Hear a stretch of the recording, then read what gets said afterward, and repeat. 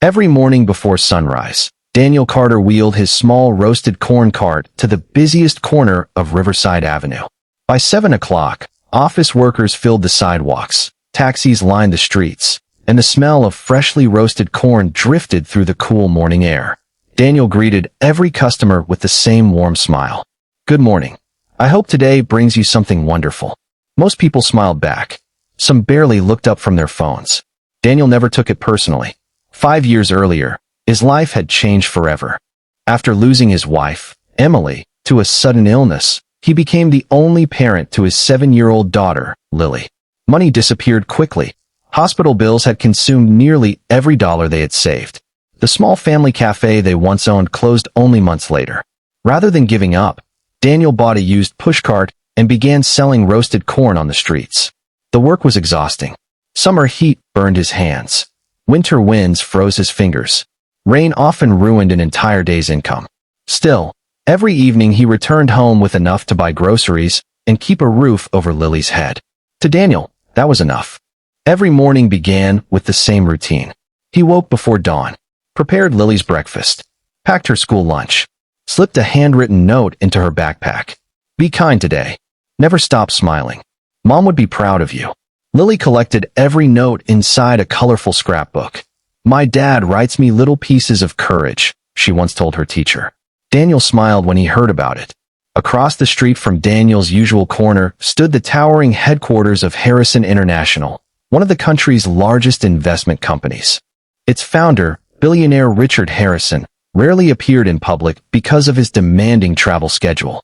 The person most employees interacted with every day was his executive assistant, Victoria Brooks.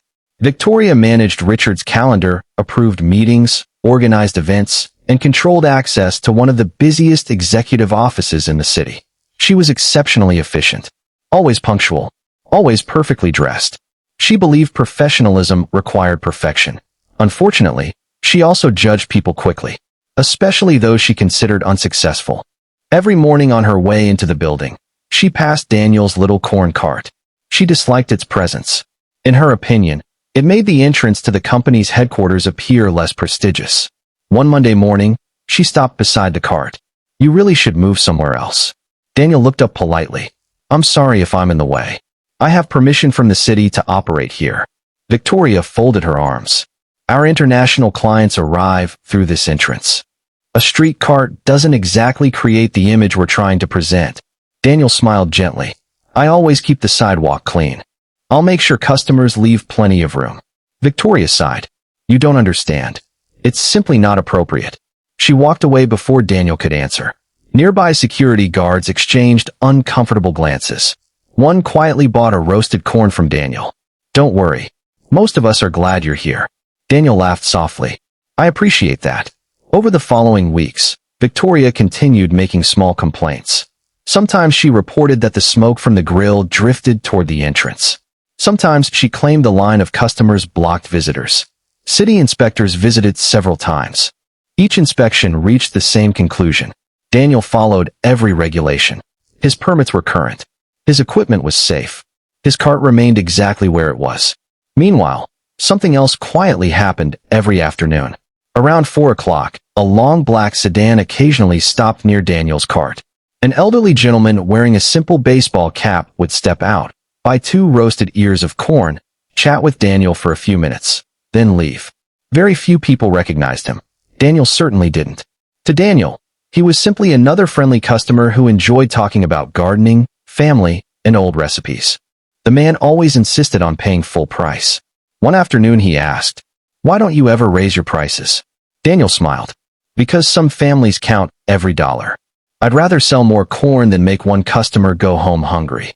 The older man nodded thoughtfully. "You remind me of someone. My father. What did he do?" "He taught me that success means helping people before helping yourself." Daniel smiled.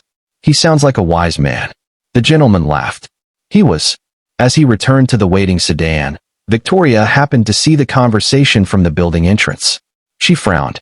She assumed Daniel was delaying an important executive with casual conversation. Shaking her head, she quietly muttered, "One day he's going to bother the wrong person." She had no idea that the humble customer she had just watched chatting with the poor corn seller was none other than billionaire Richard Harrison himself, and that before the week was over, the truth would completely change everything she believed about the quiet single father standing behind the little roasted corn cart. 3 days later, Victoria walked briskly into Richard Harrison's executive office carrying his morning schedule. She paused. Richard wasn't reviewing financial reports. Instead, he was looking at a photograph. It showed Daniel standing behind his little corn cart, smiling as he handed a roasted ear of corn to a young child. Victoria frowned. "Sir, why do you have a picture of that street vendor?" Richard smiled without looking up. "Because I've been studying him for nearly a year." Victoria looked confused. "The corn seller?" Richard nodded. "His name is Daniel Carter. I've spoken with him dozens of times." Victoria couldn't hide her surprise. "But why?" Richard leaned back in his chair. "Because character reveals itself in ordinary moments. He doesn't know who I am. He believes I'm simply an elderly customer." Victoria remained silent. Richard continued. "I've watched him give free food to children whose parents couldn't afford lunch. I've seen him refuse extra payment from elderly customers living on fixed incomes. I've watched him stay open during storms because construction workers nearby depended on his food. He never advertised those things. He simply did them." Victoria quietly remembered every complaint she had made. Richard opened another folder. Inside were photographs taken over several months. Daniel helping a tourist read a map. Daniel repairing the broken wheel of another vendor's cart. Daniel carrying groceries for an elderly woman across the street. Richard smiled. "Tell me, how many executives earning millions of dollars demonstrate this level of kindness every single day?" Victoria lowered her eyes. "Probably not many." At that moment, Daniel knocked gently on the office door. He had been invited for what he believed was an ordinary customer meeting. When he entered, his eyes widened. "You?" Richard laughed warmly. "I suppose it's time we stop pretending." Daniel smiled. "So you don't actually spend every Tuesday gardening?" "Not nearly as often as I claimed." The three of them laughed. Richard invited Daniel to sit down. "For nearly a year, I visited your cart because I wanted to remind myself what genuine integrity looks like." Daniel looked embarrassed. "I'm just selling corn." Richard shook his head. "No, you're serving people. There's a difference." He slid a folder across the desk. "I'd like to offer you something." Daniel opened it carefully. It wasn't a check. It wasn't a contract to buy the corn cart.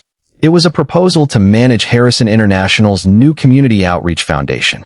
The foundation would support small businesses, provide meals for struggling families, and create scholarships for children of single parents. Daniel looked up in disbelief. "I've never managed a foundation." Richard smiled.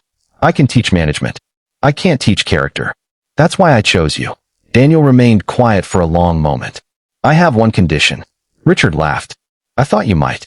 I still want time every afternoon to pick up Lily from school." Richard smiled immediately. "Done. And once a week.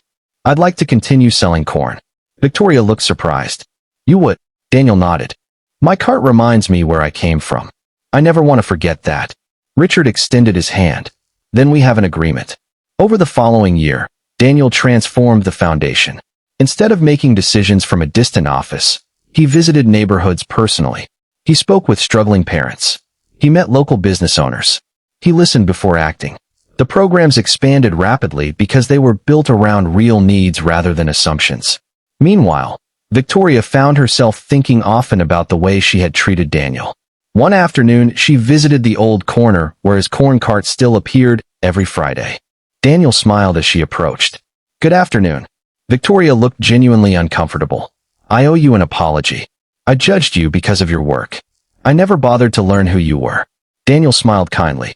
"I'm still the same person." She nodded. "I know, but I'm not. I've learned something important." Daniel handed her a roasted ear of corn. "This one's on me." She laughed. "I think I should pay." "You can. Just promise me something." "What?"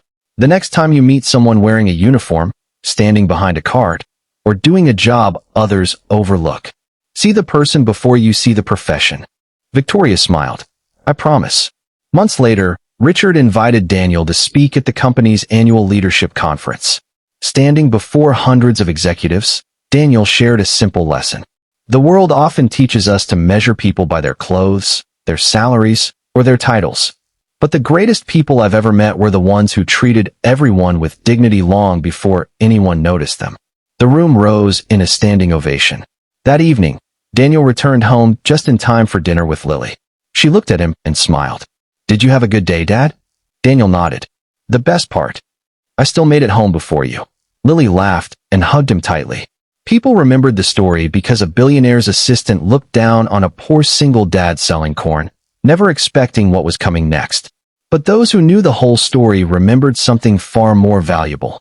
True wealth is measured not by titles, expensive offices, or bank accounts, but by humility, compassion, and the quiet way a person treats others when they believe no one important is watching.